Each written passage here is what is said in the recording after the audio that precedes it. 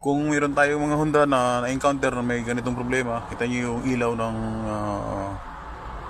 park, neutral. Tapos ang DTC niya palaging short ang range sensor switch. Nagpalit na kayo ng range sensor switch, chinik nyo ng mga wiring. Ang nagiging kadalasan problema niyan, yung computer.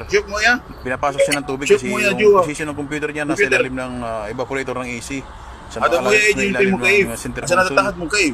Sa may evaporator, kaya pinapasok mo yung computer ng makina sa transmission. Subalit yung ginawa ko lang dyan, yan, nilinisan ko siya.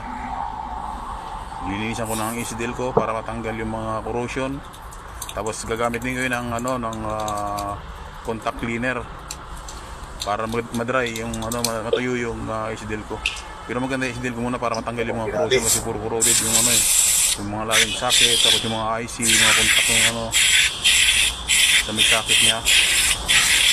Tapos yung mga puno ng mga IC at saka ng mga transistor yan. Nilinis ko rin yung mga socket niya. Ayan yan yung position ng computer, yan yung mga socket ng computer. Nilinis ko rin yan, corroded sila. Yun, kaya nasolve rin yung problema. Nagpalit na kami ng buong transmission nito dahil lang sa problema na yun. Nagignik yung mga ilaw na yun, tapos kaldag, ayaw mag-ship. Nagpalit na kami ng buong transmission, nagpalit na ng rain sheets. Yan.